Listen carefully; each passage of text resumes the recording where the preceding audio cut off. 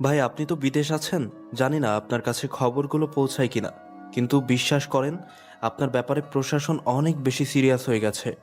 আপনার সমস্ত জায়গাগুলো ওরা সব কিছু নিয়ে নিচ্ছে, সব কিছু সরকারিভাবে বাজেয়াপ্ত হচ্ছে। ভাই, আপনাকে দেশে ফিরতে হবে। দেশে ফিরবো খুব তাড়াতাড়ি। এখন আমি তোকে যে কাজটা দিয়েছি সেই কাজটা খুব ভালোভাবে তুই খোঁজ নিয়ে দেখতো যে রাকিবকে কি হত্যা করেছে। রাকিব আমার আপন বড় ভাই, তুই বুঝতে পারছিস আমার শরীরে এখন কি চলছে। ভাই, রাকিব ভাইকে আমি অনেক আগে থেকেই চিনি। রাকিব ভাই তার নিজের দায়িত্বটা আপনার কাছে দিয়ে দিয়েছে। রাকিব ভাই এসব কিছু ছেড়ে দিতে চেয়েছিল, তার জন্যই সমস্ত দায়িত্ব আপনাকে দিয়ে দিয়েছে। আজ পর্যন্ত আপনাকে 4-5 জন মানুষ ছাড়া অন্য কেউ দেখেনি, শুধুমাত্র কণ্ঠটা ভালোভাবে শুনেছে। তাই আপনার নিরাপত্তা কিভাবে দেওয়া লাগে সেটা আমি অন্ততপক্ষে খুব ভালো করে জানি। আর আমি নিরাপত্তা দিলেও যে আপনি সেফ থাকবেন এমনটাও নয়। আপনি নিজেই তো একটা 6 ফুটের একটা বুলেট। আপনার ব্যাপারে অন্য কেউ না জানলেও আমি ভালোভাবে জানি। আপনি ভাই দেশে আসেন, আমি রাকিব ভাইয়ের খুনের প্রতিশোধ নিতে চাই। তারপরে আকাশ কল কেটে দেয়। আর কল কেটে দেওয়ার পরে আকাশ ল্যাপটপে কিছু কাজ করতে থাকে। আর এদিকে টিভিতে নিউজ হচ্ছে, লন্ডনের মাটিতে কোনো একজন ব্যক্তি, লন্ডনের মাফিয়া এবং এসএস গ্রুপ অফ কোম্পানির মালিক, সে আত্মহত্যা করে মারা গেছে।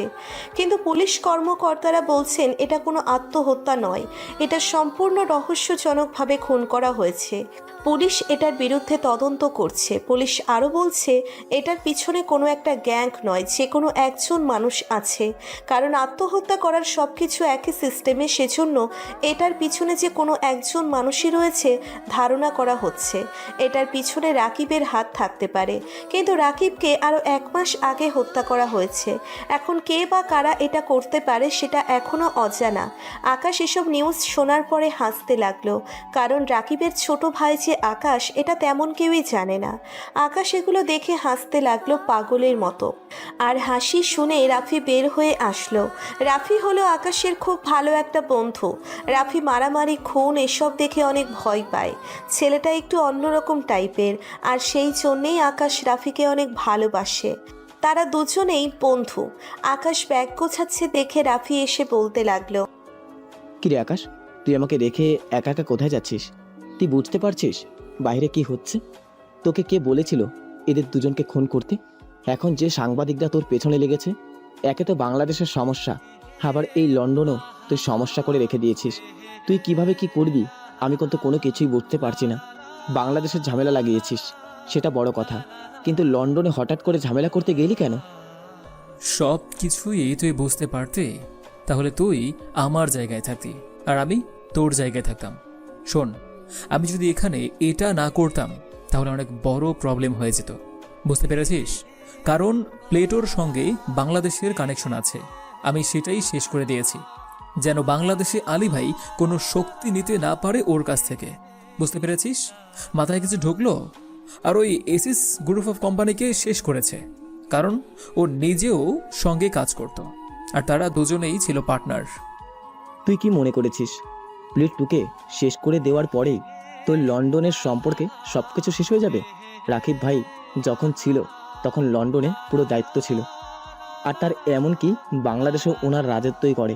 কিন্তু রাকিব ভাই এখন মারা গেছে, তোর এটা মেনে নিতে হবে। তাছাড়া বড় কথা হলো আমাদের অনেক ক্ষতি হয়ে গেছে, আমাদের ছেলেপেলে যারা আছে সবাই ভয়ে লুকিয়ে আছে। এখন তুই নিজে এসব কি করে করবি? আর তুই বাংলাদেশ পর্যন্ত যেতে পারবি? আমার তো সেটা নিয়েই চিন্তা হচ্ছে।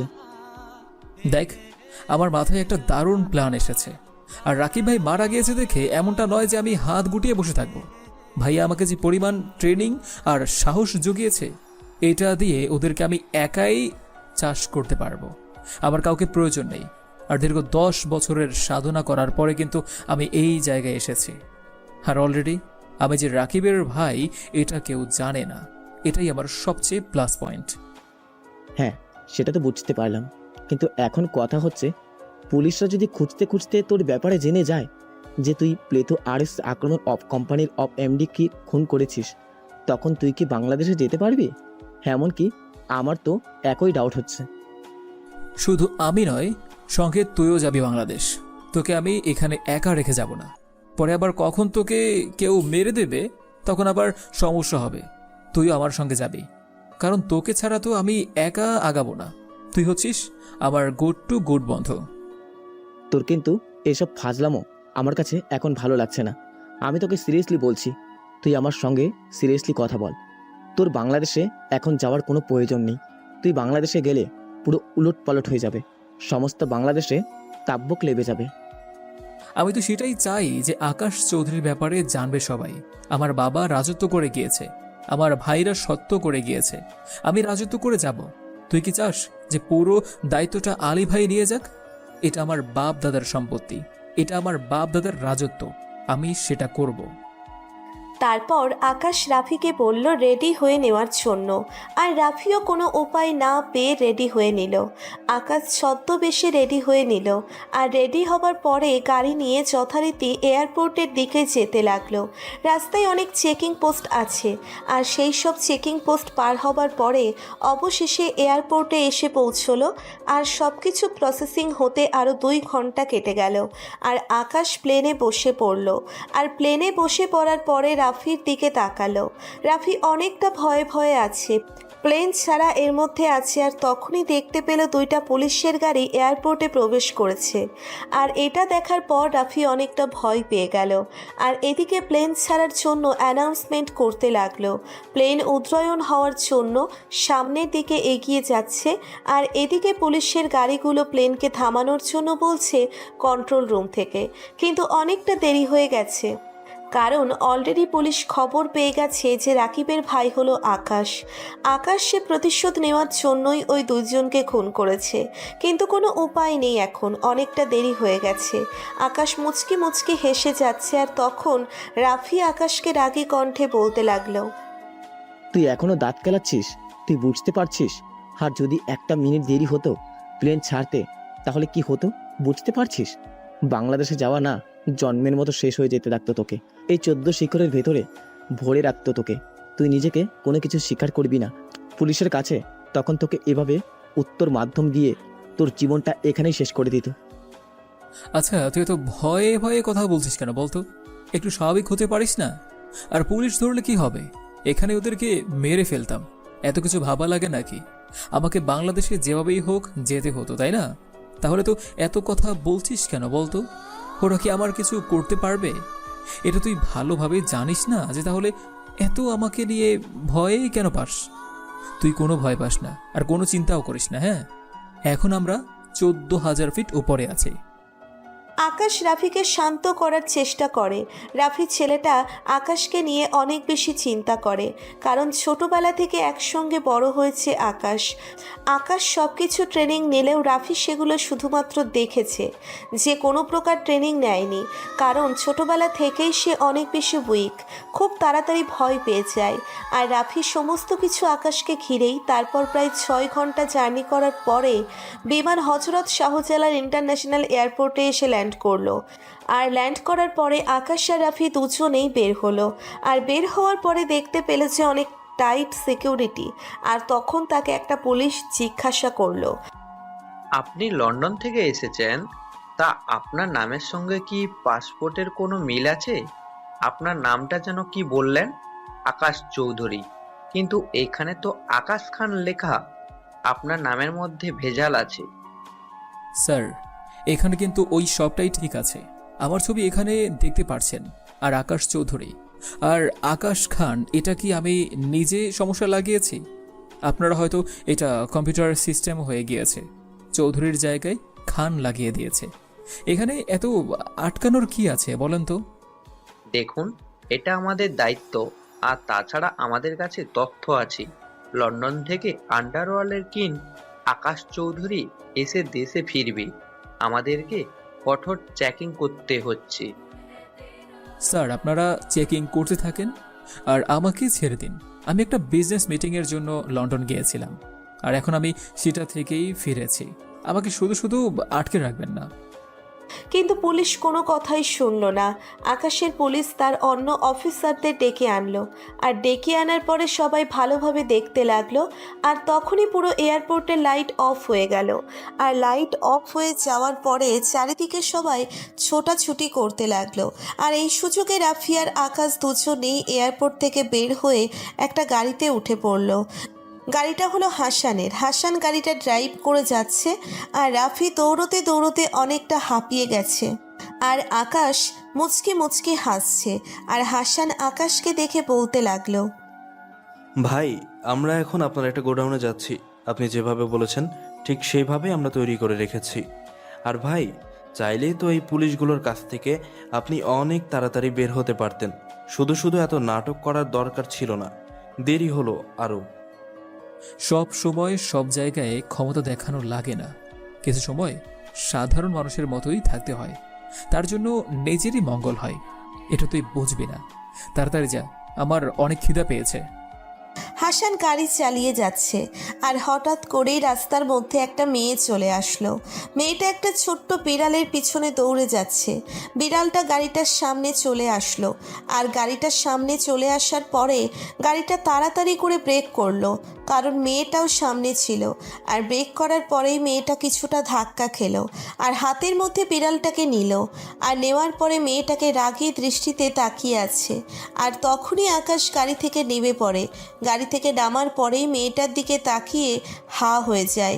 প্রথম এত অপরূপ সুন্দরী একটা মেয়েকে দেখতে পেল। আর তখনই মেয়েটা আকাশের কাছে এসে বলতে লাগলো, এই যে মিস্টার, আপনার গাড়ি আছে দেখে মনে করেন আপনি পুরো দেশটাকে কিনে ফেলেছেন? সাবধানে গাড়ি চালাতে পারেন না? আর এই যে আপনি আপনার ড্রাইভারকে কি বলতে পারেন না যে ভালোভাবে গাড়ি চালানোর জন্য? এখনই তো আমাকে আর আমার বাচ্চাটাকে মেরে ফেলতেন, ছাগল কোথাকার। এই মেয়ে, তুমি কাকে কি বলছো? তুমি জানো? যাও এখান থেকে। আর এভাবে রাস্তার মধ্যে দৌড়ানোর কি আছে একটা বিড়ালের জন্য? আর এটা বাচ্চা মানে? কে বাচ্চা? কার বাচ্চা? তোমার কি মাথা ঠিক আছে? তখনই মেয়েটা রেগে গিয়ে হাসানকে একটা থাপ্পড় মারল। আর হাসানকে থাপ্পড় মারার পরে হাসান অবাক দৃষ্টিতে মেয়েটার দিকে তাকিয়ে রইল। আর এদিকে আকাশ এক ধ্যানে মেয়েটার দিকেই তাকিয়ে আছে। আর মেয়েটা কি কি করছে সেটা ভালোভাবে লক্ষ্য করছে। আকাশের চোখে যেন কোনো পলক পড়ছে না। আর তখনই মেয়েটা আকাশকে অনেক বাজে বাজে কথা বলে সেখান থেকে চলে গেল। আকাশ এভাবে দাঁড়িয়ে আছে দেখে হাসান আর রাফি দুজনেই অবাক হয়ে গেল। আর কিছুক্ষণ পরে রাফি পিছন থেকে একটা ধাক্কা দিল। আর ধাক্কা দেওয়ার পরে আকাশ তাড়াতাড়ি গাড়িতে এসে বসলো। আর গাড়িতে বসার পরে মেয়েটাকে সে যত দূর দেখতে পারে তত দূর পর্যন্তই তাকিয়েছিল। হাসান ভালোভাবেই বুঝতে পেরে গেছে তার আকাশ ভাই কী করছে। তখন হাসান বলতে লাগলো, ভাই, আমার কাছে আরো তথ্য আছে যে আলী ভাই কাকে দিয়ে এটা হত্যা করেছে এটা এখন পর্যন্ত জানা যায়নি। তবে সন্দেহ করা হচ্ছে যে এখানের পুলিশ কমিশনার এটার সাথে যুক্ত আছে, কারণ আলী ভাইকে আমরা এখনোই কোনোভাবে ধরতে পারবো না। সে অনেক সিকিউরিটির মধ্যে দিয়ে আছে। এখন আমাদের প্ল্যান অনুযায়ী কাজ করতে হবে। আমি সকল লোকজনকে খবর দিয়ে দিয়েছি, আজকে আপনার সঙ্গে সন্ধ্যাবেলায় দেখা করবে। দেখেছিস, এই বিকেল বেলা আজ একটা পরীকে দেখলাম। পরীটা আমার সামনেই চলে আসলো। সত্যি এখন আমার বিশ্বাস হচ্ছে না যে আমার মতো একজন লোক কাউকে ভালোবাসতে পারে। মেয়েটাকে দেখার পরে আমার বুকের ভিতর কেমন যেন ধুকধুক আওয়াজ শুরু করে দিয়েছে। এই মেয়েটার ব্যাপারে খোঁজ নিয়ে দেখতো। আর কী সব রাজনীতি আর কী সব খুন খারাপি এসব পরে হবে, আগে মেয়েটার ব্যাপারে খোঁজ নেই। এটাই তোদের ভাবি হবে। আরে ভাই, তুই কি বলছিস? তুই কি বুঝতে পারছিস? তুই বাংলাদেশে এসেছিস ভাইয়ের খুনের প্রতিশোধ নেওয়ার জন্য, আর তুই এসব বলছিস? আর ওই যে দেখ, সামনে কিন্তু পুলিশ চেকপোস্ট রেখেছে। এক জায়গা থেকে বের হতে না হতেই আরেক জায়গা তোকে চেকিং করবে। ভাই, কি করব একটু ভালোভাবে বল। হাসান, তুই অন্তত কিছু বল। ভাই, দয়া করে আপনার রোমান্টিক জগৎ থেকে বের হয়ে একটু সামনের দিকে তাকান। সামনে পুলিশ চেকপোস্ট। কিভাবে গোডাউন পর্যন্ত যাব সেটাই তো চিন্তা করছি। আকাশ চোখ মেলে তাকালো, আর চোখ মেলে তাকানোর পরে দেখতে পেল সামনে অনেকগুলো পুলিশ দাঁড়িয়ে আছে। আর তখনই হাসানকে তার সিটে আসতে বলে আকাশ ড্রাইভিং সিটে বসলো। আর ড্রাইভিং সিটে বসার পরে আকাশ গাড়িটা দ্রুত গতিতে চালিয়ে নিতে লাগলো। আর পুলিশ চেকপোস্টের আসার পরে ওদের উপর গাড়ি তুলে দিল। আর গাড়ি তুলে দেওয়ার পরে আকাশ গাড়ি থেকে নেমে ওদেরকে গুলি করতে লাগলো। আর ওখানে সকল পুলিশ মারা যায়। সেখানে কিছুক্ষণ দাঁড়িয়ে থাকে, আর তখনই আরও 2টা গাড়ি তাদের পিছনে ধাওয়া করছিল। এটা আকাশ ভালোভাবেই বুঝতে পেরেছে। আর ওই গাড়িগুলোর মধ্যে একে একে গুলি করতে লাগলো। আর তখনই আকাশ গাড়ি থেকে মেশিন গানটা নিয়ে সেই একাই 60 জন পুলিশকে মেরে ফেলে। আর মেরে ফেলার পরে হাসান অনেকটা ভয় পেয়ে যায়, কারণ 60 জন পুলিশকে মারা মানে অনেক ঘটনা ঘটিয়ে ফেলা। তারপরে আকাশ ড্রাইভিং করতে লাগলো। আর 5 মিনিট পরেই সে গোডাউনের সামনে চলে আসলো। আর গোডাউনের সামনে এসে শরীরটাকে একটু টানা দিল। আর তখনই সবাই এসে তার সঙ্গে কথা বলতে লাগলো।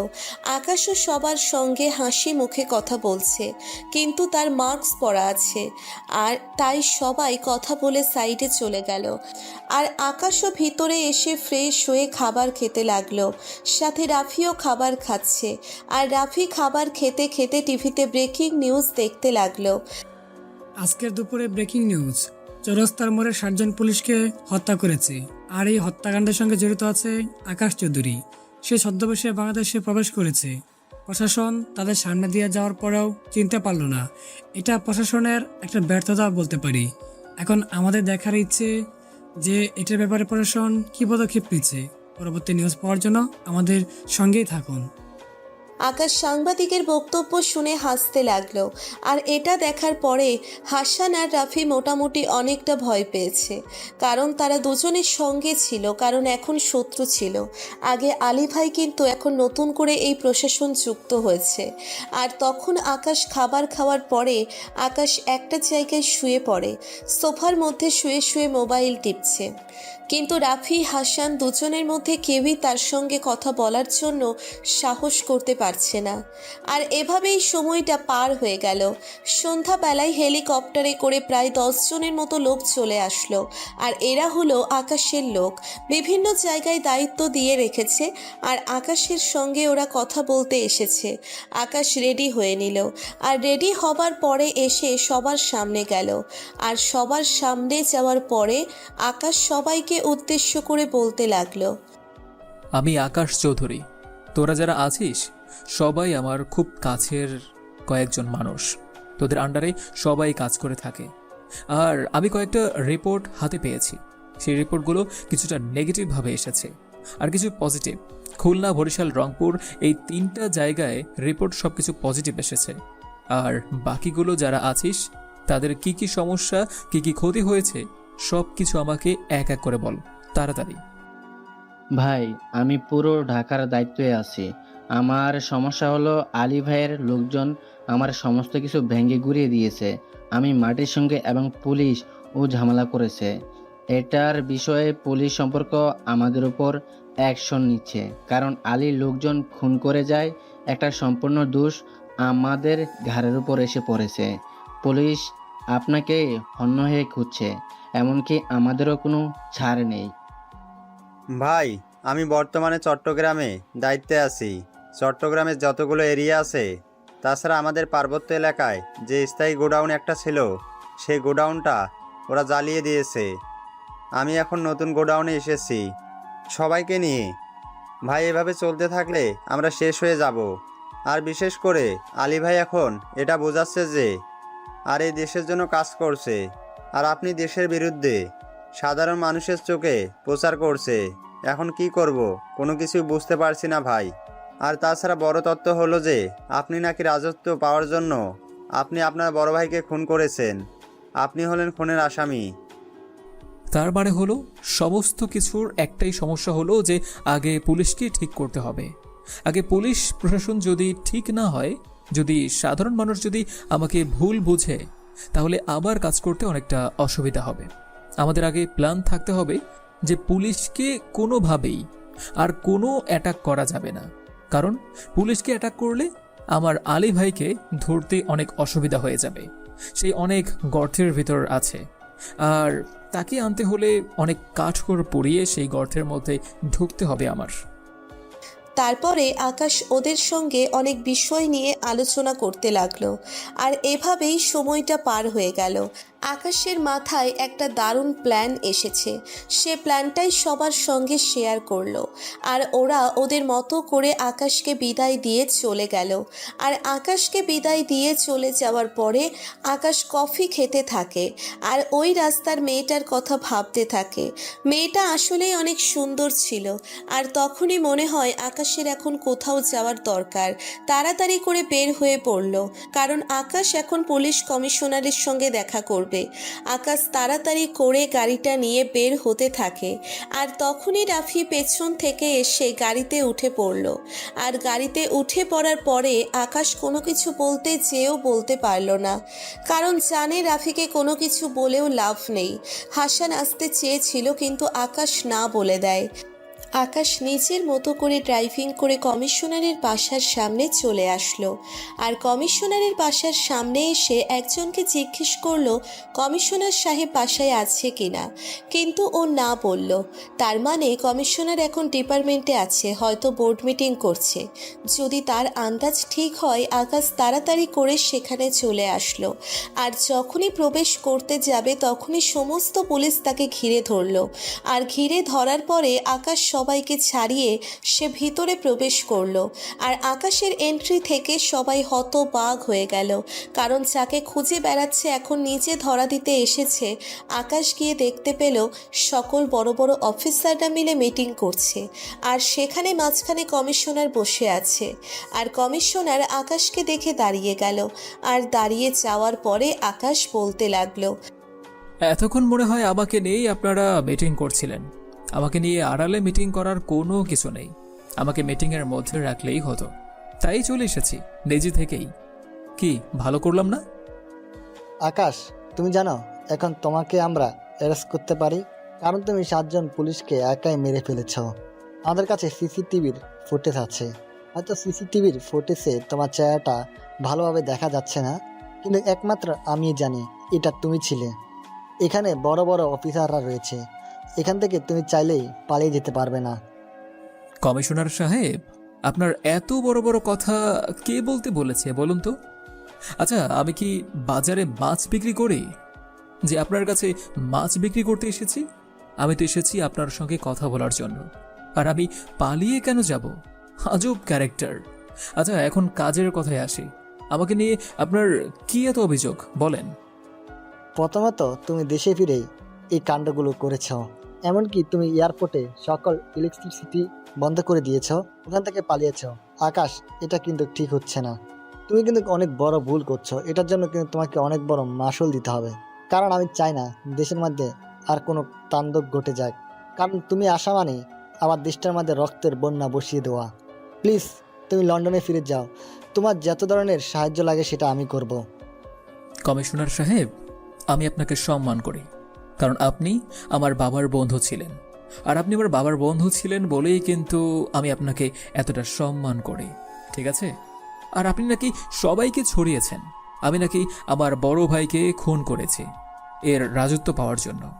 তা আপনি সবটা কি জানেন কমিশনার সাহেব, যে আপনি এই মিথ্যা বানোয়াট কথাগুলো ছড়াচ্ছেন?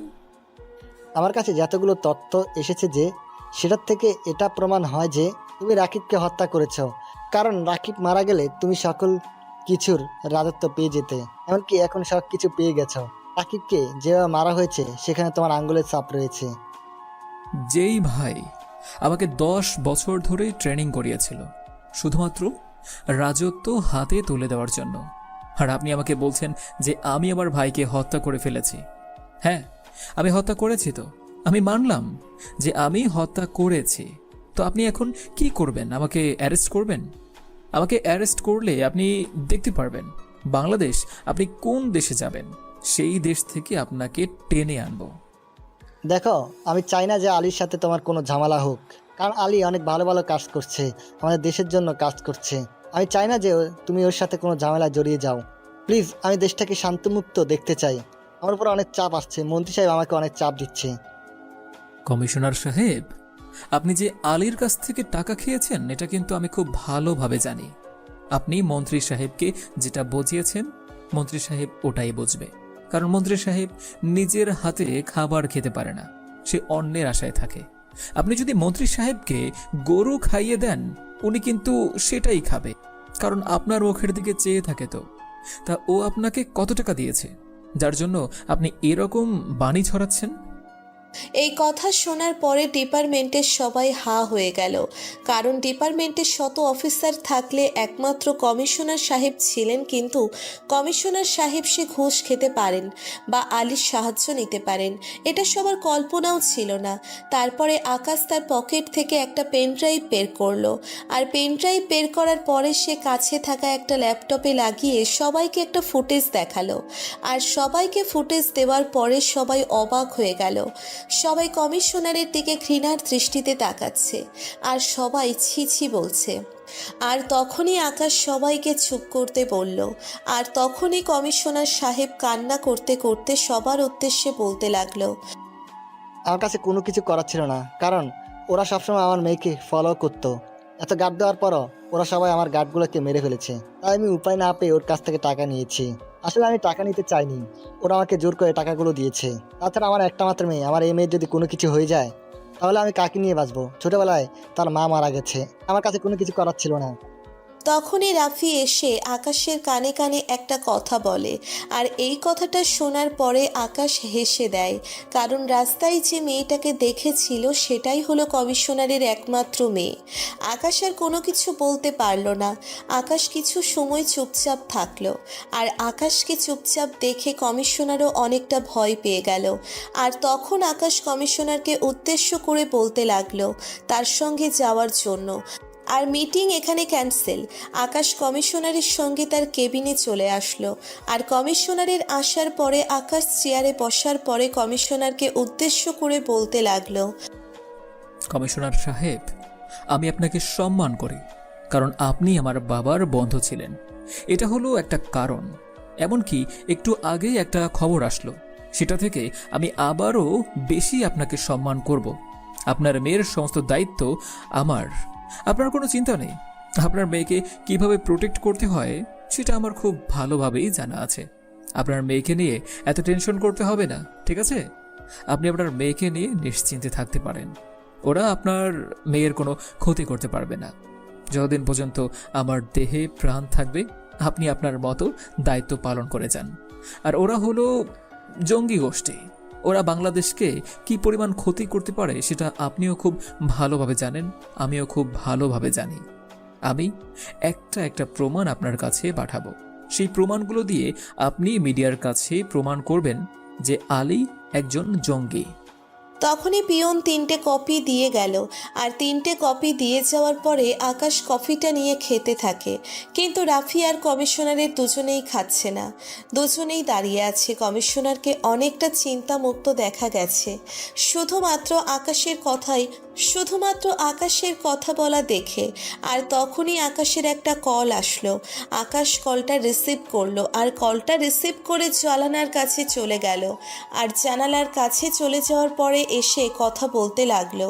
আর এদিকে রাফি সে কমিশনারের কাছে এসে আজকের ঘটনাটা খুলে বলল, কারণ ওই মেয়েটার সঙ্গে কি হয়েছে। আর এটা শোনার পরে কমিশনার চুপ করেই আছে। আর তখন রাফি আবারও বলতে লাগলো, আকাশ আপনার মেয়েকে ভালোবেসে ফেলেছে। আপনার মেয়ে পায়েলের কোনো অসুবিধা হবে না। আকাশ কেমন ছেলে সেটা আপনি খুব ভালোভাবে জানেন। ও তার নিজের পার্সোনালিটি ধরে রাখতে পারে সব সময়। ওর অ্যাক্টিভিটি লেভেল সবসময় হাই থাকে। আর যেহেতু আপনার বন্ধুর ছেলে, অবশ্যই ভালোভাবে জানেন। আমি মনে করব যে আপনি আর কোনো অমত করবেন না। আর অমত করেও কোনো লাভ নেই, কারণ আকাশ যেটা ঠিক করে সেটাই করে ছাড়ে। তবে আমার মনে হয় যে আকাশ আপনার মেয়ের ইচ্ছের বিরুদ্ধে কোনো কিছু করবে না। আপনার মেয়ে যদি আকাশকে ভালো না বাসে তাহলে আকাশ আপনার মেয়ের কোনো ক্ষতি করবে না, কারণ আকাশ নির্দিষ্ট একটা ভালোবাসা চায়। সেটাই মনে হয় আপনার মেয়ে দিতে পারবে। আপনি এটা নিশ্চিন্তে থাকতে পারেন। আপনার মেয়ের ইচ্ছের বিরুদ্ধে আকাশ কোনো কিচ্ছুই করবে না, কারণ আকাশকে তো আমি ছোটোবেলা থেকে চিনি। আমি আপনার কাছে একটা কথাই বলবো, দেশের জন্য কাজ করুন। আপনাকে এই পোশাক আর এত বড় দায়িত্ব দেওয়া হয়েছে। দেশের জন্য আপনার উপর অনেক সাধারণ মানুষ নির্ভর করে আছে। আপনি কোনো কিছু করবেন না। তারপরে আকাশ মোবাইলে কথা বলা শেষ করে কমিশনারকে বলে সেখান থেকে সোজা চলে আসে। আকাশ গোডাউনের দিকে আসছে, কারণ তার এখন রেস্টের প্রয়োজন। আর তখনই হঠাৎ করে বারান্দায় কাউকে দাঁড়িয়ে থাকতে দেখলো। আর রাফি তখন বলল এটাই হলো কমিশনারের বাসা, 5 তলা বাড়ি, আর সে 3 তলার মধ্যে দাঁড়িয়ে আছে। আকাশের চোখ হঠাৎ করে সেখানে গেল। আকাশ বেশ কিছু গাড়িটা নিয়ে সেখানেই দাঁড়িয়ে থাকলো। আর দাঁড়িয়ে থাকার পরে সে সেখান থেকে সোজা চলে আসে।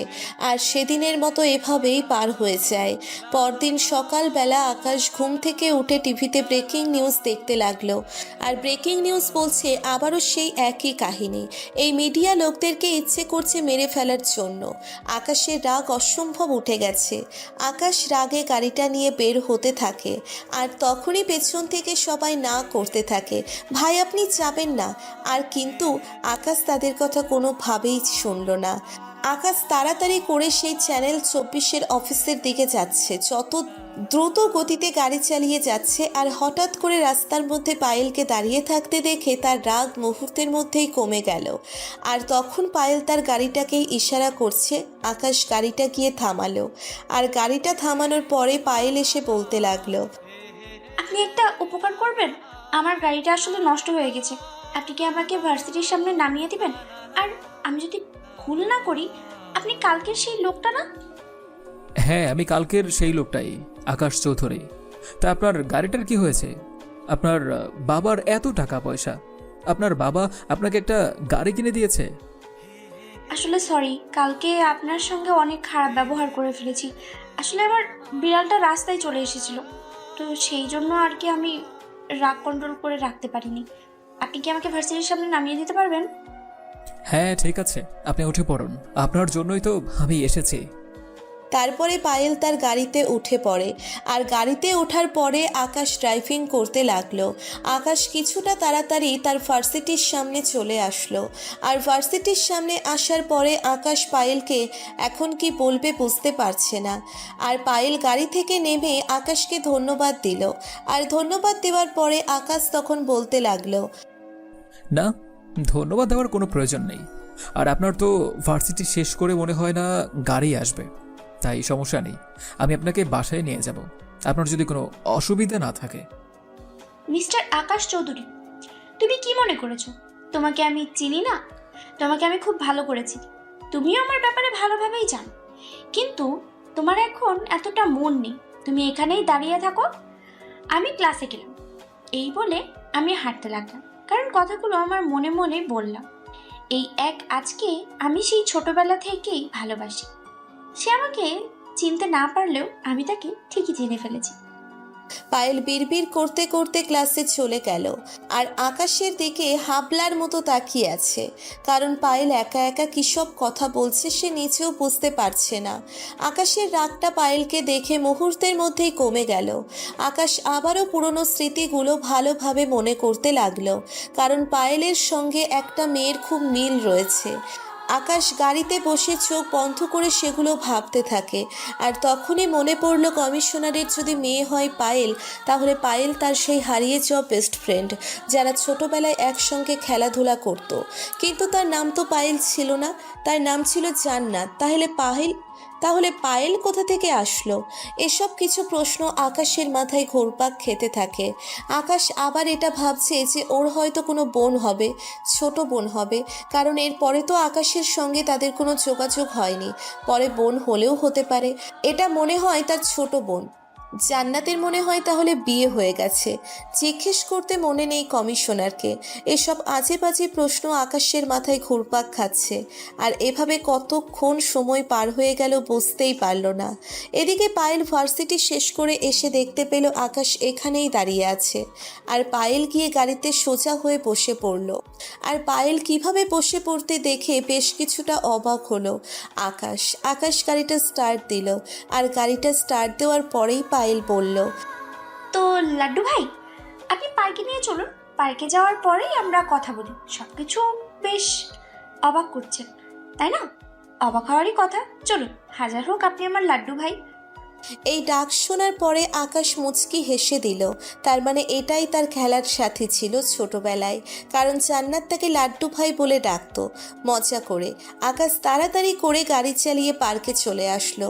আর পার্কে আসার পর নিরিবিলি জায়গায় পায়েলকে নিয়ে হেঁটে যাচ্ছে। আর পায়েল কিছু দূর যাওয়ার পরেই বসে পড়ল, আর সঙ্গে আকাশও বসে পড়ল। আর বসে পড়ার পরেই পায়েল আকাশকে বলতে লাগলো, শোনো, আমি তোমাকে সব কিছু খুলে বলছি। তোমাকে আমি কালকে দেখেই চিনে ফেলেছিলাম, তুমি সেই আকাশ চৌধুরী। কারণ সবার কাছে কোনো তথ্য না থাকলেও আমি তোমার ঠিকই খোঁজ খবর নিতাম। রাফি ভাইয়ার মাধ্যমে না হলে এত সহজে তুমি কি আমার ব্যাপারে জানতে পারতে? রাফি ভাইয়া অনেক কিছুই জানে। আমি রাফি ভাইয়াকে দিয়েই তোমার সব সময় খোঁজ নিতাম। তুমি যে এখন কি কারণে বাংলাদেশে এসেছো সেটা আমি খুব ভালো করেই জানি। ইচ্ছে করছিল আমি নিজেই তোমার সাথে দেখা করব। লন্ডনে যাওয়ার পরে তোমার সঙ্গে আমার নতুন করে পরিচিত হতে হবে, কারণ তুমি তো আমাকে ভুলে গেলেও আমি তো তোমাকে ভুলে যাইনি। কিন্তু রাফি ভাই সব কিছু বলার পরে আমি থেমে গেলাম, কারণ আমি চাই না যে এখন আমাকে নিয়ে তুমি টেনশন করো। কারণ তোমার উপরে পুরো বাংলাদেশের মানুষ তাকিয়ে আছে, তুমি কিছু করবে। কারণ তুমি কিছু না করলেও আলী দেশের মধ্যে তাণ্ডব চালিয়ে দেবে, এবং পুলিশ প্রশাসন ওরা কোনো কিছুই করতে পারবে না। এটা জনগণ ভালোভাবেই জানে। আমি এই জন্যই চাচ্ছিলাম না তোমার সঙ্গে তাড়াতাড়ি পরিচিত হতে। আর এত ঘাবড়ানোর কিছু নেই। আমার নাম জান্নাত চৌধুরী। থাকলেও বাবা মা আগে যে আমাকে পায়েল নামে ডাকতো সেটা হয়তো তুমি ভুলে গেছো।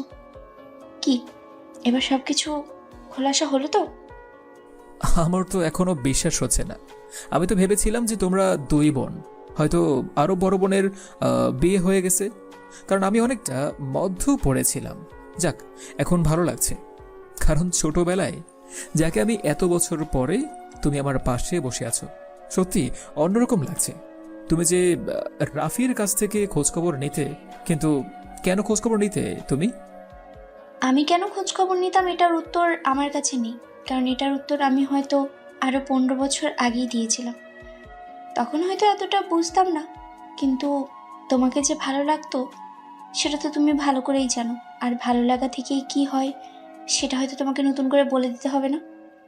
এভাবে আকাশ আর পায়েল দুজনে মিলে কথা বলে থাকে। আপনাদের হয়তো কোনো কিছু মাথায় এতটা ঢুকছে না, ঠিক আছে, আমি বুঝিয়ে বলছি। আকাশের বাবা তখন ছিল মাফিয়া কিং। তখন সমস্ত কিছু আকাশের বাবাই নিয়ন্ত্রণ করত।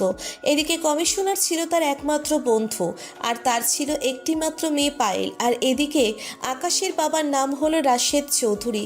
রাশেদ চৌধুরীর দুইটা ছেলে, বড় ছেলে লন্ডনে থেকে পড়াশোনা করে আর ছোট ছেলে তাদের সঙ্গেই থাকে। কিন্তু বাংলাদেশের সমস্যার কারণে আকাশের বাবা রাশেদ চৌধুরী সে লন্ডনে চলে যায় তার বড় ছেলের কাছে, আর সঙ্গে আকাশকেও নিয়ে যায়। তখন আকাশের বয়স ছিল মাত্র 12 বছর। আর আকাশ ছোটবেলা থেকেই পায়েল ওরফে জান্নাতের সঙ্গে সব সময় খেলাধুলা করত। সব সময় দুজনেই সারাদিন সময় কাটাতো। স্কুলে যেত, প্রাইভেটে যেত। আকাশের চেয়ে পায়েল 1 বছরের ছোট হলেও ছোটবেলা থেকেই ওদের মধ্যে অনেক ভাব দেখেছিল। ওদের বাবা মা আর এজন্যই দুই পরিবার মিলে বিয়েটা ঠিক করে রেখেছিল সেই ছোটবেলা থেকেই। কিন্তু কমিশনার সাহেব বন্ধুত্বের জন্য এটা রাজি হয়েছিল, কিন্তু প্রকৃতপক্ষে উনি বিয়ে দিতে চান না, কারণ আকাশের বাবার কারণে। এবং আকাশের বাবা চাইতো যে তার 2 ছেলের মধ্যে যে কোনো একজন দায়িত্ব নেবে। এখন তার বড় ছেলে সামলাবে, বয়স হলে আকাশ সামলাবে, কারণ আকাশের বুদ্ধিমত্তা অনেক বেশি। আকাশের বাবা রাশেদ চৌধুরী সবাইকে নিয়ে লন্ডনে আসার পরে আর কখনো কমিশনারের সঙ্গে যোগাযোগ করেনি, কারণ যোগাযোগ করলে অনেকটা সমস্যায় পড়তে হতো কমিশনার সাহেবের। আর কোনো যোগাযোগ করেননি। তার মেয়েকে তার নিজের মতো করে মানুষ করেছে। কিন্তু পায়েল অনেক দিন রান্না করেছে আকাশের জন্য, আর আস্তে আস্তে বড় হতে হতে সে আকাশকে ভালোবেসে ফেলে। আর পায়েল অনেক কষ্ট করে আকাশের বন্ধু রাফির মোবাইল নাম্বারটা পেয়ে যায়, আর তার সঙ্গে কন্ট্যাক্ট করতে করতে আকাশের ব্যাপারে খোঁজ নিতে থাকে। কিন্তু আকাশের ব্যাপারে সব কিছু জানার পরে পায়েল কখনোই চায় না যে সে তার কথা জেনে যাক, কারণ আকাশের সামনে অনেক বড় কিছু অপেক্ষা করছে। সে চায় না যে তার জন্য আকাশ তার নিজের লক্ষ্যটাকে ফেলে দূরে সরিয়ে দিক, কারণ আকাশ যদি পায়েলের কাছে চলে আসে তাহলে আকাশ কোনোভাবেই সে ট্রেনিং করতে পারবে না। আর এটা ভেবেই পায়েল নিজেকে অনেক বেশি কন্ট্রোল করে এবার গল্পে ফেরা যাক। পায়েল কিছুক্ষণ পরে আবারও বলতে লাগলো। আমি চাইলে তোমার সঙ্গে কথা বলতে পারতাম, তোমার সঙ্গে রিলেশনে যেতে পারতাম। আমি যখন এসএসসি পরীক্ষা দিলাম তখনই আমি বুঝে ফেলেছিলাম আমি তোমাকে ভালোবেসে ফেলেছি। আর তারপরেই আমি রাফি ভাইয়ের নাম্বারটা জোগাড় করে তোমার সাথে কথা বলতে চেয়েছিলাম, কিন্তু রাফি ভাই আমাকে সব কিছু বলার পরে এটা কখনোই সাহস করে ওঠেনি। রাফি ভাই আমাকে নিষেধ করেছিল, কারণ তুমি যদি ভালোবাসার জন্য পড়ে থাকতে তাহলে তোমাকে ছাড়া এত কিছু কখনোই সম্ভব হতো না। আর আমার বিশ্বাস ছিল যে তুমি ছাড়া এসব কিছু সমাধান কেউ করতে পারবে না। সেই ছোটবেলা থেকে আমাকে ভালোবাসো, অথচ সব সময় দূরে দূরে থেকেছ। আমার প্রথম প্রথম তোমার কথা অনেক মনে পড়তো, কিন্তু তারপরে আবার মনে হতো তুমি তো কখনোই আমার সঙ্গে যোগাযোগ করনি, আমাকে একটাবার মেসেজ দেওয়ার প্রয়োজন মনে করনি। তোমার উপর আমি অনেকটা ভুল বুঝতাম, আর আমাকে ক্ষমা করে দাও। তোমার মতো নিঃস্বার্থভাবে ভালোবাসা কি হতে পারবো না? আমি আমার আগের জান্নাতটাকে ফেরত চাই। আগে জান্নাত আর এখানে পায়েল দুজনেই এক হয়ে আপনার ঘাড়ের উপরে বসে পড়বে, আপনাকে কোথাও ছেড়ে দেবে না এখন, কারণ এখন আপনি ছাড়া আর কেউ নেই। তা মহারাজ একটু হাসেন। পায়েলের দুষ্টুমি দেখে আকাশ হেসে দেয়, আর তখনই পায়েলের মোবাইলে একটা কল আসলো। দেখতে পেল কমিশনার সাহেব কল দিয়েছে, আর কল দেওয়ার সময় পায়েল ওয়ালপেপারটা দেখতে পেল আকাশ, কারণ ওয়ালপেপারে তারই ছবি দেওয়া। লন্ডনের বিচার মধ্যে একটা ছবি তুলেছিল, আর সেই ছবিটাই পায়েলের ওয়ালপেপারে দেওয়া রয়েছে। পায়েল হঠাৎ করেই আকাশকে শক্ত করে জড়িয়ে ধরল। আকাশও নিজেকে কন্ট্রোল করে রাখতে পারল না। আকাশও পায়েলকে শক্ত করে নিজের পায়ে ধরে টেনে নিল, আর তখনই হঠাৎ করে কেউ যেন আকাশকে চারিদিক থেকে গুলি করতে থাকে। আকাশ তাড়াতাড়ি করে পায়েলকে ছেড়ে দিয়ে পায়েলকে নিয়ে সেখান থেকে পালাতে শুরু করে, কারণ আকাশ চায় না পায়েলের সামনে কোনো ঝামেলা করার জন্য। আকাশ তাড়াতাড়ি করে তারা গাড়ির ভিতরে উঠে পড়ে, আর গাড়ির ভিতরে পায়েলকে রাখার পরে আকাশ কোমর থেকে 2টা পিস্তল নিয়ে বের হতে যাবে, তখনই পায়েল তার হাত ধরে ফেলে। আর হাত ধরে ফেলার পরে পায়েল কান্নাজড়িত কণ্ঠে আকাশকে বলতে লাগলো, প্লিজ আকাশ, আমি আর তোমাকে হারাতে চাই না, প্লিজ। অনেক কষ্ট পেয়েছি তোমার জন্য, আমি আর কষ্ট পেতে চাই না। তুমি প্লিজ ওদের সঙ্গে যেও না, তোমার কোনো কিছু হয়ে যাবে। তোমার যদি এখন কোনো কিছু হয়ে যায় তাহলে আমি কাকে নিয়ে বাঁচতে পারবো বলো? দেখো পায়েল, তুমি এখন বোকার মতো কথা বলছো। আমি যদি এখন ওদেরকে না মারি তাহলে ওরা ভালোভাবে বুঝে ফেলবে যে তুমি আমার সঙ্গে ছিলে। আর বিশ্বাস কারণ হলো ওরা আমার চেহারা পর্যন্ত থেকে ফেলেছে। তোমার নিজেরও বিপদ হবে, আর আমার জন্য অনেকটা বিপদ হয়ে যাবে। ওদেরকে যেভাবেই হোক মারতে হবে, ওরা যেন কোনোভাবেই কোনো তথ্য ওদের কাছে না দিতে পারে। আকাশ তার নিজের মতো করে সে যেতে লাগলো, আর কিছু দূর যাওয়ার পরেই সে গুলি করতে লাগলো। আর এভাবে অনেক সময় ধরে গোলাগুলি চলতে লাগলো, আর প্রায় 10 মিনিট গোলাগুলি চলার পরে সবাই সেখানে মারা পড়লো। আর একজনকে ধরে আকাশ তার নিজের গাড়িতে তুলে একটা ইঞ্জেকশন দিয়ে দিল। আর ইঞ্জেকশন দেওয়ার সময় পায়েল তাকিয়েছিল, কারণ এটা কিসের ইঞ্জেকশন সে নিজেও জানে না। সরাসরি তার আস্থানায় চলে আসে, আর হাসান সামনে আসার পরে হাসানকে বলল এটাকে নিয়ে যাওয়ার জন্য। আর চারিদিকে পায়েল অনেকটা ভয় পাচ্ছে, কারণ চারিদিকে গুটগুটে অন্ধকার। দিনের বেলায়ও এখানে প্রায় সময়ই অন্ধকার থাকে, সূর্যের আলো পৌঁছয় না বললেই চলে, কারণ এটা ঘন জঙ্গল। আর তখন পায়েল আকাশকে শক্ত করে জড়িয়ে ধরল সবার সামনে। আবার সবার সামনে জড়িয়ে ধরার পরে সবাই সামনে থেকে সরে গেল। আকাশ কিছুটা লজ্জা পেল সবার সামনে, আর পায়ের দিকে জড়িয়ে ধরে আকাশকে বলতে লাগলো, আকাশ, আমি অনেক বেশি ভয় পাচ্ছি, প্লিজ আমাকে এখান থেকে নিয়ে চলো। আর তুমি এখানে থাকবে না, এখানে থাকলে তুমি অসুস্থ হয়ে যাবে, প্লিজ চলো আমার সঙ্গে। দেখো পায়েল, আমি তোমাকে এখনো বারবার বলছি, প্লিজ তুমি আমার জন্য কিছুদিন ওয়েট করো।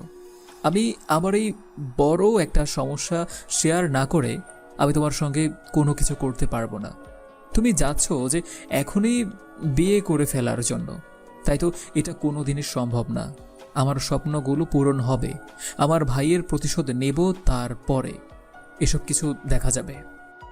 কিন্তু তার আগে যদি তোমাকে ওরা কোনো কিছু করে ফেলে তখন কি করবে? তখন আমি কাকে নিয়ে ঘর বাঁধবো? তুমি একবার বলতে পারো? যার যেভাবে মৃত্যু লেখা আছে তার সেভাবেই মৃত্যু হবে। আর আমার বিশ্বাস যে ওদের মতো শয়তানের হাতে আমার কখনো মৃত্যু হবে না। ওদেরকে আমি আমার নিজের হাতে শাস্তি দেব। তুমি শুধু আমাকে একটু সাপোর্ট করো। আকাশ সে ভিতরে চলে আসে, আর ভিতরে আসার পরে এদিকে পায়েল জায়গাটা ভালোভাবে ঘুরে ঘুরে দেখছে। আর তখনই রাফি এসে তাকে কফি দিল, আর কফি দেওয়ার পরে পায়েলের সঙ্গে কথা বলতে লাগলো। আর তখন পায়েল রাফির উদ্দেশ্যে বলতে লাগলো, দেখো রাফি ভাইয়া, আমি তাকে নিয়ে অনেক বেশি টেনশনে আছি। আমি জানি আমি তাকে এখন চাই, কিছু বলি না কেন তার কোনো কিছুই আসলে ভালো লাগবে না। ওর মাথায় কি চলছে? পায়েল, তুমি কোনো চিন্তা করো না। সে আমার বন্ধু নয়, সে আমার ভাই। আর সে তোমাকে আসলেই অনেক বেশি ভালোবাসে। আসলে এতদিন পর তার ছোটবেলার ভালোবাসাটাকে ফিরে পেয়েছে। তার জন্য তো তোমার প্রতি একটু এরকম করেছে। আর করাটা স্বাভাবিক, কারণ এদিকে এত বড় চাপ, আবার আরেক দিকে তুমি সব মিলিয়ে তার মাথার মধ্যে কি চলছে সেটা তো বুঝতেই পারছো। এটা তো আবার নতুন করে কোনো কিছুই বলতে হবে না। আর তুমি একটু সাবধানে থেকো। কিছুক্ষণ পরেই আকাশ সেই রুম থেকে বের হয়ে চলে আসলো। আর রুম থেকে বের হবার পরে রাফিকে বলল গাড়িতে করে পায়েলকে তার বাসায় নামিয়ে দিয়ে আসার জন্য। রাফিও ঠিক তেমনটাই করলো। রাফি পায়েলকে গাড়িতে করে নামিয়ে দিয়ে আসলো। আর এদিকে আকাশ ল্যাপটপে কাজ করছে। আর ও কিছুক্ষণ কাজ করার পর পরে আকাশ তার যন্ত্রপাতিগুলো খুঁজতে লাগলো। আর কিছুক্ষণ পরে একটা বক্স বের করে আনলো। আর বক্স বের করে আনার পরে সে নিজেই একটা টাইম বোম বানাচ্ছে, যেন তার স্বপ্নটা কিছুটা হলে সফল হয়। আর তখনই হাসান চলে আসলো। আর হাসান আসার পরে বিষয়টা দেখে বোঝার চেষ্টা করছে কে করছে। বেশ কিছুটা অবাক হয়, কারণ এগুলো দিয়ে কি হবে সেটা রাফির মাথায় কোনো কিছু ঢুকছে না। এভাবেই সময়টা পার হয়ে যায়। প্রায় 2 ঘন্টা পরে 7টা টাইম বোম বানিয়ে দেয়। আর বানানোর পরে আকাশ হাসান আর রাফিকে দুজনকেই বলতে লাগলো, হাসান, তুই এই পাসটা এই জায়গায় রেখে আসবে, বুঝতে পেরেছিস? আর রাফি, তুই আমার সঙ্গে আয়। হাসান, তোকে আমি যেভাবে বললাম তুই এগুলো ঠিক এই জায়গায় রাখবি। আর প্রথমটা রাখবি ব্রিজের নিচে, দ্বিতীয়টা রাখবি ভার্সিটিতে, আর তৃতীয়টা রাখবি আলীর যে একটা আস্তানা আছে সেখানে। এটা খুব সাবধানে রাখতে হবে। আর বাকিগুলো ডনের কাছে পাঠিয়ে দেয়। রাফি, তুই আমার সঙ্গে আয়। তারপরে আকাশ রাফিকে নিয়ে গাড়িতে উঠে পড়ল। আর গাড়িতে উঠে পড়ার পরে আকাশ ড্রাইভিং করতে করতে মন্ত্রীর বাসার সামনে চলে আসলো। আকাশ গাড়িটা মন্ত্রীর বাসা থেকে কিছুটা দূরে দাঁড় করিয়ে রেখেছে। আর তখনই আকাশ গাড়ি থেকে ড্রোন বের করলো। আর ড্রোন বের করার পরে এসে ড্রোনের মধ্যে টাইম বোম লাগিয়ে দিল। আর লাগিয়ে দেওয়ার পরে আকাশ ড্রোনটাকে ফ্লাইং করতে লাগলো। আর এটা দেখার পরে রাফি অনেকটা ভয়ে ভয়ে আছে, কারণ মন্ত্রীর ভাষার মধ্যে যদি এটা করা হয় তাহলে অনেক বেশি সমস্যা হবে। আর তখনই আকাশ রাফির কাছে সেই ড্রোনটা দেওয়ার পরে আকাশ বলল সে নিচে ভিতরে যাবে। আর তখন রাফি তাকে আবারও জিজ্ঞেস করলো, আরে ভাই, তোর প্ল্যানটা কি সেটা তো আমাকে বলবি, নাকি এভাবে তুই একা একা যদি প্লেন মাথায় রাখিস তাহলে আমি কি করব সেটা তো আমি নিজেও জানি না। যদি কাজে কোনো ভুল হয়ে যায় তখন তো তুই আমার উপর দোষ দিবি, আমাকে কথা শোনাবি। আগে তুই প্ল্যানটা বল, কি করতে চাইছিস তুই? শোন, আমার ধারণা মতে আলী এখন মন্ত্রী সাহেবের বাসায়। তো আলী যখনই এখান থেকে বের হবে তখনই বোম ব্লাস্ট করতে হবে, যেন সব কিছু চূর্ণ বিচূর্ণ হয়ে যায়। এবং পুলিশকে এটা সন্দেহ করাতে হবে যে আলীর সঙ্গে মন্ত্রীর মিটিং ছিল, আর সেই মিটিংয়ে মন্ত্রী রাজি না হওয়ায় আলী তাকে মেরে দিয়েছে। আর প্রমাণগুলো এমনভাবে রাখতে হবে যেন পুলিশ শুধুমাত্র আলীকেই সন্দেহ করে, বুঝতে পেরেছিস? কিন্তু কি প্রমাণ রাখবো সেটাই তো বুঝতে পারছি না। আমার মাথায় তো কোনো কিছুই আসছে না। তুই তো ভালো করেই জানিস যে আমার মাথায় এসব কিছু ঢোকে না। ভালো করে না বললে ওরা কি মিটিং করেছে এটা তো জানতে হবে। আরে গাধা, আলীর সঙ্গে যে মন্ত্রী পার্টনারশিপ সেটা কি তুই ভুলে গিয়েছিস? আর মনে হয় আলী তার নিজের পাওনা টাকা বুঝে নিতে এসেছে, কারণ এটা 1-2 টাকার খেলা নয়, এটা কোটি কোটি টাকার খেলা, বুঝতে পেরেছিস? এখন আমাদেরকে প্রথম কাজ হলো আগে ফুটেজ সংগ্রহ করা, যে ফটোগুলোর মধ্যে আলী একটু রাগান্বিত অবস্থায় থাকবে। সেই মোক্ষম সময়টার জন্য আমাদের ওয়েট করতে হবে ড্রোনের মাধ্যমে। তাই আমাদের কাছেই এখন বড় অস্ত্র হলো ড্রোন। আকাশের প্ল্যান অনুযায়ী রাফি সেই অনুযায়ী কাজ করতে লাগলো। ওরা আরও একটা ড্রোন ফ্লাইং করলো, আর 2টা ড্রোন দিয়ে ওরা ভিতরে প্রবেশ করালো একটা ড্রোন, একদম মৌমাছির মতো দেখতে। আকাশ সেটাকে মন্ত্রীর বাসার ভিতরে প্রবেশ করালো, আর প্রবেশ করানোর পরেই আকাশ দেখতে পেল যে সোফার মধ্যে বসেই দুজনেই আলোচনা করছে, আর সেগুলো আকাশ ভালোভাবে রেকর্ডিং করতে লাগলো। আর হঠাৎ করেই আলী টেবিলের উপর ঘুষি দিয়ে গাছ ভেঙে ফেলে, আর তখনই আলী সেখান থেকে বের হয়ে যায়। আকাশ এটাই চেয়েছিল। আলী বাসার গেটের কাছে আসতেই আকাশ বোম ব্লাস্ট করে দেয়, আর পুরো বাড়িটা থমকে যায়। পুরো বাড়িটা চূর্ণ বিচূর্ণ হয়ে যায়। মুহূর্তের মধ্যেই আলী সেখান থেকে পালিয়ে যায়, আর পালানোর সময় সকলেই তাকে দেখে ফেলে, আর আলী পালিয়ে চলে আসলো। আর এদিকে আকাশ সে আবারও তার আস্তানায় বসে রইল, আর এই ভিডিওটা কমিশনারের কাছে পাঠিয়ে দিল। কমিশনারের কাছে পাঠিয়ে দেওয়ার পরে কমিশনার এটা দেখার পরে অবাক হয়ে গেল, কারণ একটু আগেই কমিশনারের কাছে খবর এসেছে মন্ত্রীর বাসের উপর ব্লাস্ট করা হয়েছে। এত সিকিউরিটি থাকা সত্ত্বেও এভাবেই পার হয়ে গেল 3টে দিন। এই 3 দিনে পায়েলের যন্ত্রণা আকাশকে প্রতিদিনই পোহাতে হয়, আর আকাশের মধ্যে আর কোনো কাজ করেনি, কারণ আকাশ এখন দাঁড়িয়ে দাঁড়িয়ে পুলিশের তামাশা দেখবে। আলীর এখন কি অবস্থা হয় সেটাই আকাশ বসে বসে দেখবে। আর তখনই আকাশ টিভির সামনে বসে কফি খাচ্ছিল, আর তখনই হাসান প্রবেশ করে। হাসানের পেছনে রাফিও রয়েছে, আর রাফি এসে আকাশের সঙ্গে বসে পড়ল, আর বসে পড়ার পরে আকাশকে বলতে লাগলো, আরে ভাই, আমি তো ভেবেছিলাম যে এটা কোনোভাবেই কোনো কিছু হবে না, কিন্তু তোর এই সামান্য প্ল্যানে যে এত বড় কাজ হয়ে যাবে এটা আসলেই বুঝতে পারিনি। কিন্তু মন্ত্রী সাহেব তো তোর সঙ্গে ভালো ব্যবহার করতে, তোকে সাহায্য করতে চেয়েছিল, কিন্তু তুই তাকে মেরে ফেললি কেন? আমার তো মনে হয় মন্ত্রী সাহেব একজন ভালো লোক ছিল। মন্ত্রী সাহেব একজন খারাপ লোক ছিল। সে আকাশের সঙ্গে কাজ করত। শুধু এটা নয়, আকাশের সঙ্গে ড্রাগসের ব্যবসাও করত। বাংলাদেশের যত রকমের ড্রাগস প্রবেশ করে, যত রকমের নেশাদ্রব্য প্রবেশ করে, সব কিছু আলীর হাত ধরেই প্রবেশ করে। আর আলী সাপোর্ট পায় মন্ত্রীর হাত ধরে। প্রশাসন থেকে সমস্ত কিছু মন্ত্রী সাহায্য করে, আর কমিশনার তো শুধুমাত্র একটা নাচের পুতুল। কমিশনারকে যেভাবেই উপর থেকে অর্ডার করা হয় সেভাবেই সে কাজ করতে থাকে। তার কোনো কিছু করার নেই, বুঝতে পেরেছিস? আমি সেটাই করেছি, এমনভাবে কাজটা করেছি যেন সাপ মরে লাঠিও না ভাঙে। বুঝতে পেরেছিস? গ্রামের ভাষায় একটা কথা ছিল। আবারও টিভিতে ব্রেকিং নিউজ হতে লাগলো, আর ব্রেকিং নিউজটা দেখার সময় আকাশ সবাইকে বলল একসঙ্গে কফি খাবে, আর সেই অনুযায়ী একজনকে বলল সবার জন্য কফি নিয়ে আসার জন্য। আর একটু পরেই কফি নিয়ে আসলো, আর কফি নিয়ে আসার পরে সাংবাদিক বলতে লাগলো, দেশের মধ্যে অস্থিরতা বিরাজ করেছে। প্রধানমন্ত্রীকে হত্যা করার পেছনে আলীর হাত রয়েছে, কারণ একটা ভিডিও ফুটেজে দেখা যায় আলী অনেকটা রেগে গিয়েছিল তার টাকার জন্য, আর সেই কারণেই ধারণা করা হচ্ছে আলী মন্ত্রীকে মেরে ফেলেছে।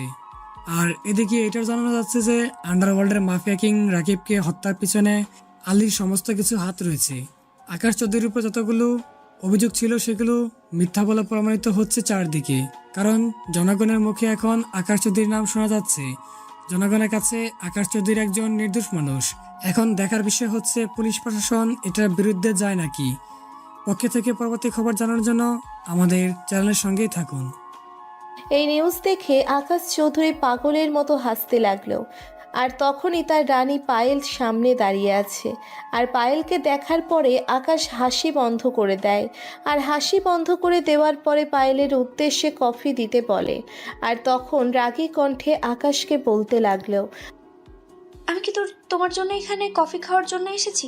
আমি তোমার সঙ্গে কথা বলতে এসেছি। তুমি কি এসব ছাড়বে কি না বলো? হয়তো তুমি এখন ছাড়বে, না হয় তুমি আমাকে ছাড়বে। চাই না তোমার ভালোবাসা। তোমার ভালোবাসার জন্য আমি আর কত টেনশন করব বলো? একদিকে বাবার টেনশন আর একদিকে তোমার টেনশন। কেন, আমি কি করেছি যে তুমি আমার উপর এত রাগ দেখাচ্ছ? আর আমি কি গুন্ডা মাস্তান নাকি? তুমি কি আজ পর্যন্ত আমার নামে একটা রিপোর্ট শুনেছ? দেখো, টিভিতেই বলছে আমি কোনো কিছুই করিনি। আমি যা করছি জনগণের উপকারের জন্য করছি। নতুন ব্যাংক করেছি, হাসপাতাল করেছি, এতিমখানা করেছি, আমার বাবার নামে, আমার মায়ের নামে। এসব কিছু ভালো কাজ নয়। তুমি শুধু গোলাগুলি এসব কিছুই দেখো। তুমি আজ পর্যন্ত একটা প্রমাণ পেয়েছো যে আমার লোকেরা কাউকে ধর্ষণ করেছে, কাউকে টাকার জন্য পিটিয়েছে, কোনো মেয়েকে ইফটিজিং করেছে? কেউই করেনি। আমার হয়ে প্রায় 15,000 ছেলে কাজ করে বিভিন্ন জায়গা থেকে। লন্ডন, আমেরিকা, মালয়েশিয়া সব জায়গায় আমার লোকজন রয়েছে। বাংলাদেশে প্রত্যেকটা বিভাগে, প্রত্যেকটা জেলায় আমার অফিস রয়েছে। এমনকি আমি নিজেও জানি না যে এই অফিসগুলো কোথায়।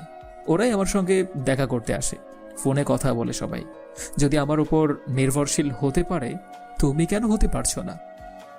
দেখো, আমার বাবা সন্দেহ করেছে যে এটার পিছনে তুমিই রয়েছো। আর আমার বাবা এটাও বলেছে যে তোমার সঙ্গে যেন আমি কোনো প্রকার যোগাযোগ না করি, তাহলে আমি আমার বাবাকে হারিয়ে ফেলবো। বলো এখন আমি কি করব? দেখো, আমি তোমাকে আমার জীবনের চেয়ে অনেক বেশি ভালোবাসি, কিন্তু বাবাকে আমি কি করে বোঝাবো? আমি তোমার ব্যাপারে সব কিছু টেনশন নিতে নিতে আমার অবস্থা কি হয়েছে তুমি একবার আমার দিকে তাকিয়েছো? সেই ছোটবেলা থেকে তোমার দেওয়া কষ্টগুলো সহ্য করে আসছি, এখন তুমি সহ্য করতে বলছো? হ্যাঁ, তুমি সহ্য করবে, কারণ তোমার ওপর আমার সম্পূর্ণ অধিকার আছে। তুমি আমার লাইফের সব কিছু। যতদিন আমি এমন থাকবো, তুমি ততদিনই সহ্য করে যাবে। এবং আমি জানাই যে তুমি পারবে। তোমাকে পারতে হবে, কারণ সবার মতো তুমি নও, তুমি একটু আলাদা। সবই যখন বোঝো, তাহলে এতটা প্যারা দিচ্ছ কেন আমাকে? এত কষ্ট কেন দিচ্ছ আমাকে? এত চিন্তার মধ্যে কেন রেখেছো? তুমি 24টা ঘন্টা আমি টিভির সামনে বসে থাকি কেন জানো? তোমার একটু খবর পাওয়ার জন্য। তোমাকে ফোন দিলে তুমি ফোন ধরো না, তোমার ফোন বন্ধ। এদিকে ফোন দিলে কেউ সঠিক কথা বলে, আবার কেউ মিথ্যে কথা বলে। এটা সব কয়টা তোমাকে নষ্ট করেছে। এই, তোরা এখন এখানে দাঁড়িয়ে আছিস? তুই কি যাবি, নাকি আমি একবারে মাথা ফাটিয়ে দেবো? পায়েলের রাগ দেখে বাকি সবাই সেখান থেকে সরে গেল, কারণ আকাশের এখানে প্রায় 25 জনের মতো আছে। আর সবাই সেখান থেকে চলে যায়। আর সবাই চলে যাওয়ার পরে দেখতে পেল হাসানের রাফি সেখানে দাঁড়িয়ে আছে। আর তখনই পায়েল ওদের দিকেই তেড়ে আসলো, আর ওরাও দৌড়ে পালিয়ে গেল। আর এটা দেখার পরে আকাশ অনেকটা শব্দ করে হেসে দিল। আর তখনই পায়েল এসে তাকে মারতে থাকে, বুকের মধ্যে কিল ঘুষি মারতে থাকে। আর হঠাৎ করেই আকাশ সে শক্ত করে পায়েলকে তার বুকের মাঝে টেনে নেয়। আর বুকের মাঝে টেনে নেওয়ার পরে পায়েল আর কোনো নড়াচড়া করছে না, সেই শক্ত করে আকাশকে ধরে রেখেছে। আর তখনই সবাই লুকিয়ে লুকিয়ে সেটা দেখছে, আর সবাই মিটমিট করে হাসছে। আর এটা দেখার পরে আকাশ সে ছেড়ে দিতে চাইল, কিন্তু পায়েল তাকে কোনোভাবেই ছাড়ছে না। তারপর আকাশ ফিসফিস করে পায়েলকে বলতে লাগলো, এখন যদি আর তুমি আমাকে না ছেড়ে দাও, তাহলে কিন্তু সবাই ফ্রিতেই সিনেমা দেখবে। তাই বলছি, এখন ছেড়ে দাও, ভবিষ্যতে অনেক ধরতে পারবে। আর তখনই পায়েল তাকে ছেড়ে দেয়। আর পায়েল ছেড়ে দেওয়ার পরে লজ্জা পেয়ে সে হাঁটতে থাকে। আর তখনই রাফিকে বলল এগিয়ে দিয়ে আসার জন্য। আর রাফি তাকে গাড়িতে করে তার বাসার সামনে নামিয়ে দিয়ে আর রাফি শেষে তার নিজের কাজগুলো করতে থাকে। আর এদিকে আকাশ মোক্ষম সময়ের জন্য ওয়েট করছে। এদিকে আলীর মাথা ছাড়া দিয়ে ওঠে। আলী এখন কি করবে সে নিজেও বুঝতে পারছে না। আলী বলল এখনই তার সব কিছু করতে হবে, আর কিছু দেরি করলে সে সব কিছু হারিয়ে ফেলবে, কারণ পুলিশ সবাই তাকে পাগলের মতো খুঁজে বেড়াচ্ছে। দেখা মাত্রই গুলি করলো। কে আছিস? কমিশনার আর কমিশনারের মেয়েকে নিয়ে আয়। শুনেছি কমিশনারের মেয়ের সঙ্গে আকাশের নাকি অনেক ভাব। সেই ভাবের জন্যই তো কমিশনারের মেয়েকে আমার দরকার। জীবনে কত মেয়ে এসেছে, আর কত মেয়ে আমার বিছানা পর্যন্ত গিয়েছে, কিন্তু এই কমিশনারের মেয়ের মধ্যে যে কি আছে সেটা আমি দেখব ভালো করে। তাড়াতাড়ি নিয়ে আয়। এদিকে আলী তার লোকজন দিয়ে পায়েলকে এবং কমিশনারকে কিডন্যাপ করে দেয়। আর কিডন্যাপ করে তার আস্তানায় নিয়ে যেতে থাকে। আর এদিকে তার লোকজনকেও ভালোভাবে সেট করতে লাগে। এদিকে আকাশ তার নিজের মতো করে ল্যাপটপে কাজ করছিল, আর ল্যাপটপে সবার সঙ্গে যোগাযোগ করছিল। আর তখনই তার মোবাইল একটা কল আসে, আর কলটা রিসিভ করলো। আর কলটা রিসিভ করার পরে ওপাশ থেকে আলী আকাশকে উদ্দেশ্য করে বলতে থাকে, দেশে ফেরার পরে তুই নাকি অনেক বেশি রংবাজ হয়ে গিয়েছিস। এ আমার সব কিছু, আর তুই আমাকেই টাকা দিতে চলে এসেছিস। তোর ভাইকে তো মেরে ফেলেছি, এখন শুধু তুই বাকি। তুই মারা গেলেই তোর বংশ নির্বংশ হয়ে যাবে। এই কুত্তার বাচ্চা, আমাকে মারা কি এতই সহজ? হ্যাঁ, আমার বাবা তো এমনিতেই হার্ট অ্যাটাক করে মারা গিয়েছে, কিন্তু তুই যে আমার ভাইকে মেরেছিস, এটার জন্য তোকে কতটা রক্ত ঝরাতে হবে সেটা তুই নিজেও জানিস না। আর আমার সম্পর্কে তুই ভালোভাবেই জানিস আমি কি করতে পারি। তোর দিন ঘনেই আসছে, তোর মৃত্যু ছাড়া আর কোনো উপায় নেই। তোকে তো আমি আইনের রাস্তায় মারবো না, তোকে আমি আমার নিজের আদালতে এনে মারবো। তোর জন্য প্রতিটা দেশের সঙ্গে আমার খারাপ হয়ে গেছে। সবাই আমার সঙ্গে কাজ করতে দ্বিধাবোধ করছে, আমাকে দাম দিতে চাচ্ছে না, শুধুমাত্র তোর জন্য। বাংলাদেশে আমার এত বড় ক্ষতি করেছিস যেটা বলার মতো নয়। আমার সকল লোকগুলোকে মেরে ফেলেছিস, আমার সকল জায়গাগুলোকে ধ্বংস করে দিয়েছিস। তুই পুলিশের কাছে আমাকে বানিয়েছিস, আমার সমস্ত কুকীর্তি সব কিছু ফাঁস হয়ে গেছে শুধুমাত্র তোর জন্য। না হলে কারোর ক্ষমতা ছিল না এগুলো করার। তোকে যে আমি কি করব সেটা আমি নিজেও জানি না। আর একটা কথা, তোর জানে মন, তোর ভালোবাসা পায়েল, সে এখন আমার কাছে আছে। মেয়েটার ফিগার দেখে আমি সত্যিই মুগ্ধ হয়ে গেছি। আমি অনেক মেয়েকে আমার বিছানায় নিয়েছি প্রতিদিন, কিন্তু এর মতো আমি একটা কেউ পাইনি। আজকে ভাবছি বিছানা গরম করব সবাই মিলে, তোর ভালোবাসাকে গণধর্ষণ করব আমরা সবাই মিলে। প্রথমে আমি, তারপর এক এক করে যাবে। চলে আয়, না হলে তো খবরের ছবি আসবে।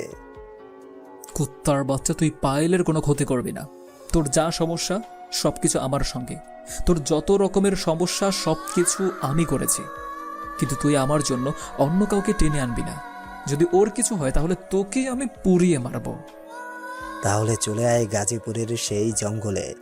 আর ভালোভাবেই জানিস আমি এখন কোথায় আছি। এত হেয়ালি না করে তাড়াতাড়ি চলে আয়। বেশি দেরি করলে তো বুঝতেই পারছিস কি করব। আর হ্যাঁ, অবশ্যই একা আসবি। আর সঙ্গে সঙ্গে কি কি আনতে হবে সেটা তো বলার মতো নয়।